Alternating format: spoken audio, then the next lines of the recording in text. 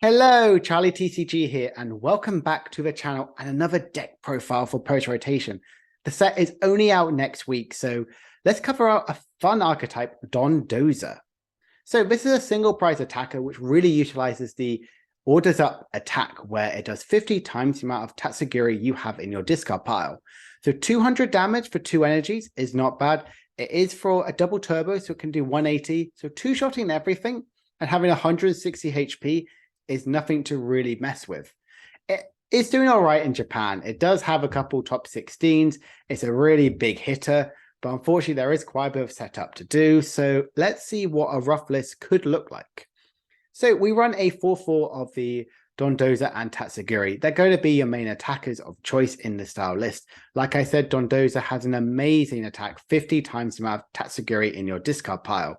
And Tatsugiri has like its nice little attack. It can use to set up with energies of water, but you don't really want to put it in play. It wants to be in the discard pile, and you can get that via Professor Burnett, via Ultra Ball, as well as Serena and Trekking Shoes to get them in the discard pile as early as turn 1 to try and get out this attack very quickly. This list, we also run 4 Articunos from Pokemon Go. So all of a sudden, this Dondozo can do an additional 40 more damage if you have 4 Articunos on the bench, meaning that you could do 240 damage, which is an impressive number, if I have to say so myself. That can, even if you put 2 out in play, and if you just have 2 water, or even the double turbo with 2 Articunos, still hitting 200 is really, really good. We're also running a Pyukumuku just as a good draw sort of Pokemon, so you always never deck out with this card. Like I said, this deck requires a lot of setup. So we run 4 Ultra Ball, 4 Level Ball, 4 Nest Ball, 4 Trekking Shoes, and 1 Heavy Ball, loads of these search cards to try and get out the setup as much as possible, as well as 3 switching cards, because Dondozo has a retreat of 4 and they can just boss it up. It's going to be stuck there for a while if you don't have these switching cards in.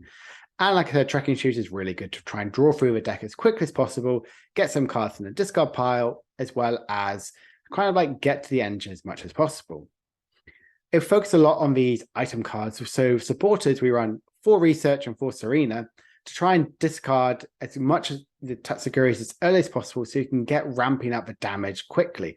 We run 2 copies of Clara, a way to recover to get back Dondozo or maybe the energy you might need to do some attacking for next turn, and 2 copies of Raihan. I love Raihan. In this list, I think Raihan is one of my favorite supporters ever printed. The ability to attach energy from your discard pile to one of your Pokemon if they were knocked out. It's a basic single prize deck. They're always going to be knocked out going into next turn, and gain any other card you might need, whether it be a Raihan for next turn or potentially a Serena to get a quick KO. So it's really nice to have that in the list. And like I said, 1 copy of Professor Barnett.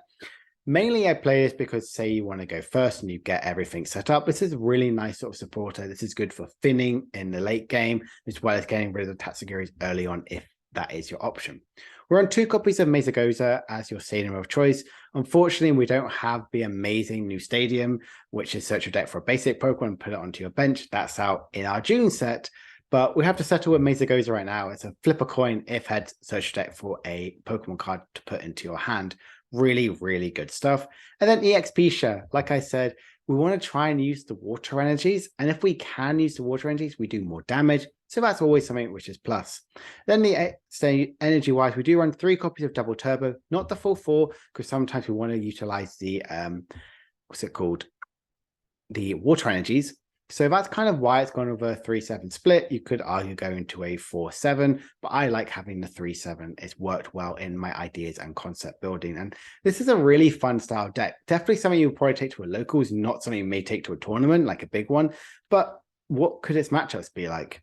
So overall, I would say Gardevoir is one of its only really kind of like positive style matchups. It can hit pretty hard. Gardevoir already takes a lot of damage anyway. It does run some healing, but right now it is just mainly going and just hitting hard, but damaging himself a lot. So Dondozo can really take advantage of that, but getting to that 240 damage potentially to do that big, big KOs. But unfortunately, it does have like its Lost Zone box and Lugia. I've kind of gone with a 50-50 because it is with 1 prizer. So Lugia sometimes struggles with 1 prize style decks, and you can get potentially 1 to 2 shot all of the side on Lugia. but it can kind of fall to the wayside a little bit because you can't boss up the Archeops on the bench. They're always going to be sending out the Pokemon. And Lost Zone box, I've kind of played the 50-50.